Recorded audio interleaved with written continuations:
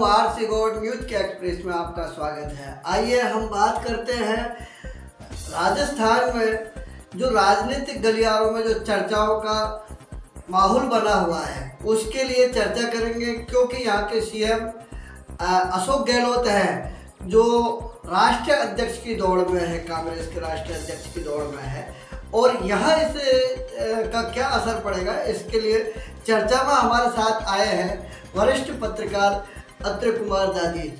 आइए हम बात करते हैं अत्रे कुमार दादीज से, क्या रहेगा राजनीति में और क्या राजस्थान में और जो केंद्र की जो राजनीति है वहाँ क्या असर पड़ेगा और उसका असर यहाँ क्या रहेगा, इस पर चर्चा करेंगे।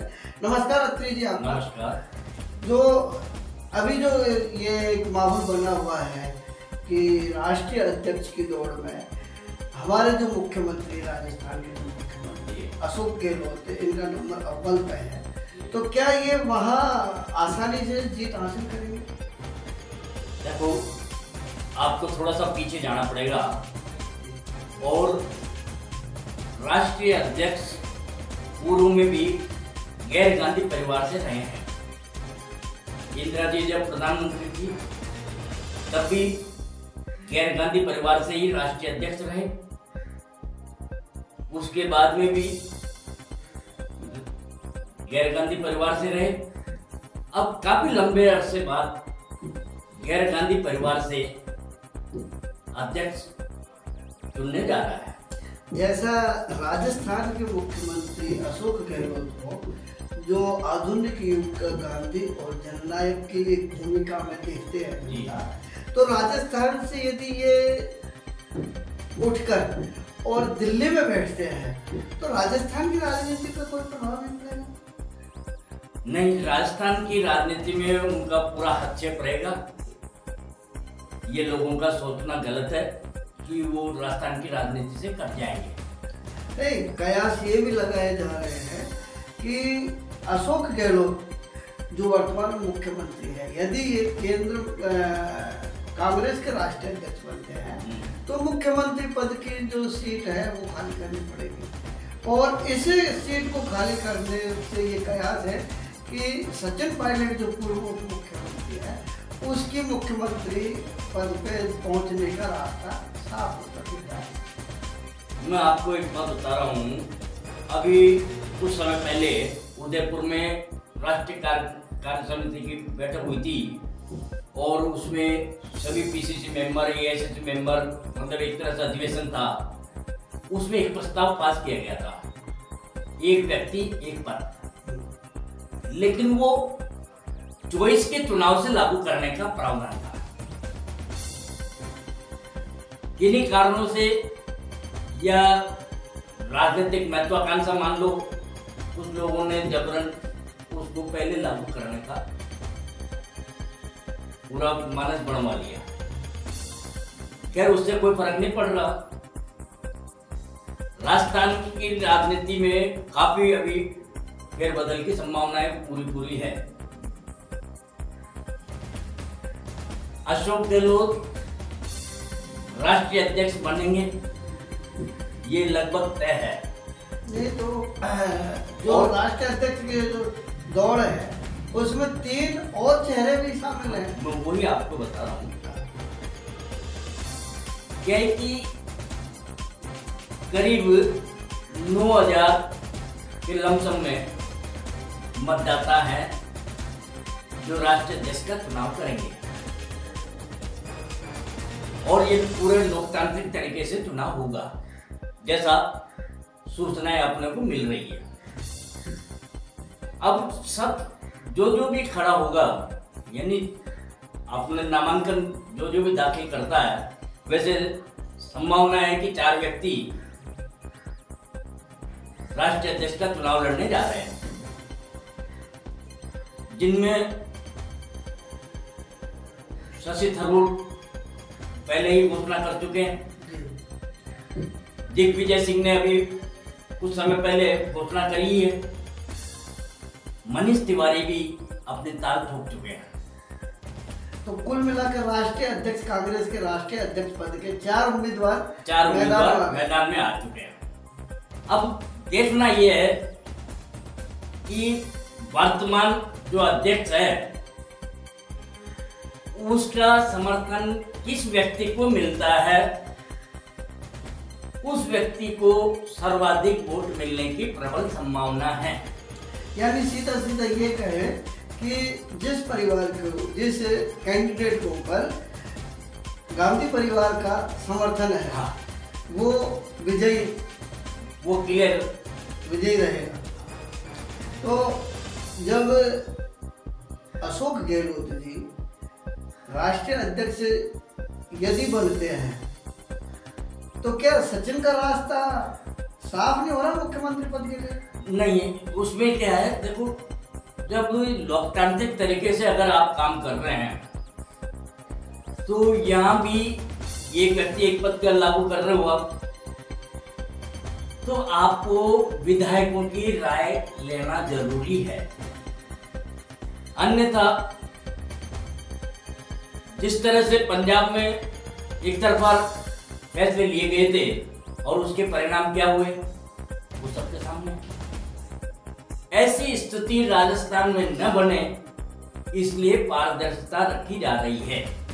इसका मतलब ये हुआ कि जैसे ही मुख्यमंत्री सीट को छोड़ेंगे तो विधायक दल का नेता चुना जाएगा। जी हाँ, दोबारा से। जी हाँ। और जो विधायक दल का नेता उभर के आएगा वो सीएम कैंडिडेट, वो सीएम। इसका मतलब तो सीधा सीधा ये कि इसकी डगर और भी कठिन होगी सचिन पायलट की। अब ये तो अब इसमें भी क्या है कि विधायकों का, अधिकांश विधायकों का ये मत है कि इन्होंने जो मानेसर वाला जो मामला था उसको लेकर के काफी लोगों में नाराजगी है। विधायकों का कहना है कि जो आदमी लोकतंत्र में विश्वास करता है तो फिर उसने लोकतांत्रिक तरीके का विरोध कैसे किया? आला कमान पे भरोसा करता है तो उसका विरोध क्यों किया? आला कमान ने अशोक गहलोत को बनाया था। 1 महीने 2 महीने पूरी मशक्कत के बाद में अशोक गहलोत को मुख्यमंत्री घोषित किया था आला कमान ने। तो ऐसी कौन सी परिस्थितियां आ गई थी जिनकी वजह से इनको आला कमान के फैसले के विरुद्ध जाना पड़ा और मानेसर कुछ विधायकों को लेकर के भागे। तो इस बात को लेकर के अभी जो वर्तमान विधायक हैं जितने भी, तो एक बड़े ग्रुप में अच्छा खासा विरोध देखा जा रहा है।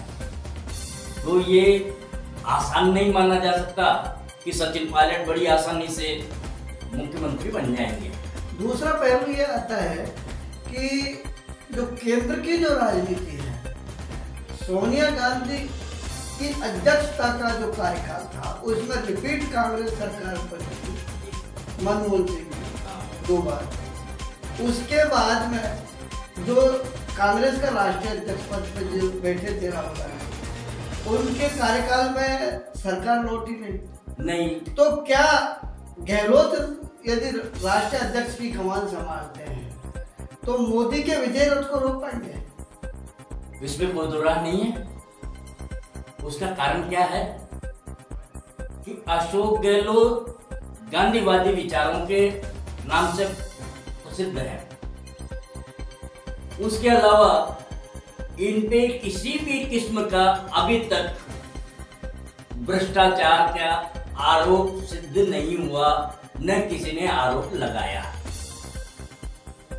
तो इनके लिए ये कह देना कि साहब इन्होंने इतना गबन कर लिया, इतना भ्रष्टाचार कर लिया, तो वो चीज कहने के लिए किसी भी पार्टी के नेताओं के पास नहीं है। ऐसे में ये प्रखर होकर के और सरकार के जो वर्तमान नाकामियां हैं इसको उजागर करने में अव्वल रहेंगे।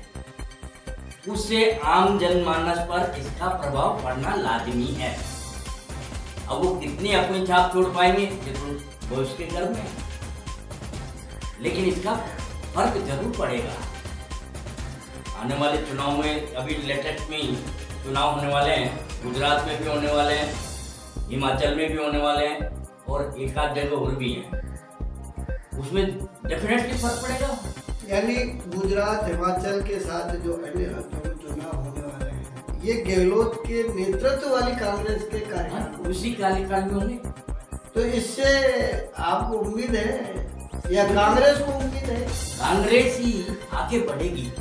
जो लोग ये कह रहे थे कि कांग्रेस खत्म हो गई, उनको ये महसूस हो जाएगा कांग्रेस खत्म नहीं हुई। तो एक तरफ बीजेपी का जो कांग्रेस मुक्त भारत का जो अभियान है, उसको गहलोत कैसे सामना कर उसको ब्रेक लगा देंगे ये। जो ये कांग्रेस मुक्त भारत का सपना जो लोगों को दिखा रहे थे, अशोक गहलोत के राष्ट्रीय अध्यक्ष बनने पर उस पर एक बार विराम लगेगा, और विराम लगने के बाद में ये आगे राइज करेंगे। क्योंकि इनकी जो नीतियां हैं, इस आदमी ने गरीबी से यहाँ तक पहुंचे, हर गरीब के मर्म को ये समझते हैं। नहीं, जैसा अभी सचिन पायलट वाली बात, ऐसा माना जा रहा है कि कांग्रेस के जो चीफ मिनिस्टर है वो हरी झंडी दे रहा है। सचिन पायलट को तो क्या है कि विरासत में मिली हुई राजनीति है। उन्होंने धरातल पे कोई ऐसा काम नहीं किया, या धरातल पे किसी मजदूर वर्ग से या ऐसे गरीब लोगों से, कामगारों से इनका आमना सामना कभी नहीं हुआ। नहीं, लेकिन फिर भी एक बड़े वोट नहीं, इन्होंने छात्र राजनीति की। एक वोट बैंक पे तो इनका कमान है। वोट बैंक में भी क्या है, उसमें भी थोड़ा आपको देखना पड़ेगा। अब जैसे राजस्थान में आप लीजिए, 3% गुर्जर वोट है। 3% गुर्जर वोट में से 1.5% तो स्पष्टली भाजपा के साथ है, 1.5% इनके पास है। तो मीना बाहुल्य जो कांग्रेस के पास वोट बैंक था, वो 5% खिसक गया, तो कांग्रेस को तो लॉस हुआ। 1.5% आने में, 5% जाने में कांग्रेस को लॉस हुआ ही है। तो ऐसा वोट बैंक का कोई वो नहीं है। अभी जो कांग्रेस के अध्यक्ष पद के जो चुनाव होंगे हैं, इस अध्यक्ष पद के जो चुनाव की प्रक्रिया में कितने मतदाता मतदान करेंगे, और क्या गहलोत की राह के कुछ आंकड़े? देखो, अभी एआईसीसी मेंबर तो बने नहीं है, मात्र पीसीसी सदस्य हैं। पीसीसी सदस्यों में से ही एआईसीसी सदस्य बनते हैं, लेकिन वो बाद में प्रक्रिया की जाएगी, क्योंकि एआईसीसी सदस्य भी अध्यक्ष का वोट करते हैं। तो पीसीसी सदस्यों में से ही एआईसीसी सदस्य होता है, इसलिए वो अलग नहीं है। तो 9,000 के करीब पूरे देश में पीसीसी सदस्य हैं, यानी डेलीगेट्स जिनको कहा जाता है, वो हैं जो मतदान प्रक्रिया में शामिल होंगे। वो मतदान प्रक्रिया में शामिल होंगे। जैसा कांग्रेस का संविधान है, उसके अनुसार मतदान होगा। और मेरा मानना यह है कि जैसे राजस्थान है, गुजरात है और उत्तर प्रदेश है, ये 3 राज्य तो करीब करीब ऐसे हैं जहां अशोक गहलोत प्रभारी रहे हैं लंबे समय तक। उसकी वजह से इनका उन प्रदेशों में अपना अच्छा वर्चस्व रहा है। तो वहां के जो डेलीगेट्स हैं, वो तो करीब करीब इनके समर्थन में है ही, ऐसा मेरा मानना है। इसके अलावा इनका महाराष्ट्र में बहुत अच्छा हो रहा है, राजस्थानी भी महाराष्ट्र में बहुत ज्यादा है, तो उसका भी इन पे प्रभाव पड़ेगा। नहीं, तो उसके अलावा इसके लिए जैसे शशि थरूर है, वो भी पुराने कांग्रेसी नेता हैं। दिग्विजय सिंह हैं, वो भी काफ़ी प्रभाव रखते हैं, मध्य प्रदेश से आते हैं, तो उनका प्रभाव गहलोत के सामने फीका पड़ेगा। देखो, इसमें 2 चीजें देखती हैं। एक तो ये मैंने आपको बताया कि इनके वोटर जो हैं वो यहाँ से तो रहेंगे ही। उसके अलावा वर्तमान में जो राष्ट्रीय अध्यक्ष है, जिसका समर्थन यानी गांधी परिवार का समर्थन किस व्यक्ति को मिलता है, उस पर निर्भर करता है। शशि थरूर ने पूर्व में ही घोषणा कर रखी थी कि मुझे तो चुनाव लड़ना है, और उन्होंने वो G23 जो था उन्होंने स्पष्टली कह दिया था कि चुनाव कराइए, नए अध्यक्ष घोषणा होनी चाहिए, गांधी परिवार के बाद होना चाहिए। ये पहले से ही लड़ते आ रहे थे, तो उनका तो मानना था ही कि ये लड़ेंगे। दिग्विजय सिंह ने ताल ठोकी दी, क्योंकि अभी काफी कुछ समय से ये थोड़े नेपथ्य में चले गए थे, तो इन्होंने भी ताल ठोक दी। मनीष तिवारी जो भी कांग्रेस में अच्छे कद्दावर नेता रहे एआईसी स्तर पर, उन्होंने भी ताल ठोक दी। अशोक गहलोत अभी तक ये प्रयास करते रहे कि राहुल गांधी को ही चुनाव लड़ना है। ऐसे में ये देखा जा रहा है कि सोनिया गांधी का समर्थन प्रत्यक्ष या अप्रत्यक्ष रूप से अशोक गहलोत को मिला हुआ है। इसलिए गहलोत की राह आसान है। इसलिए गहलोत की राह आसान है। फिर होगी मुलाकात, तब तक के लिए नमस्कार। नमस्कार। बने रहिए हमारे साथ।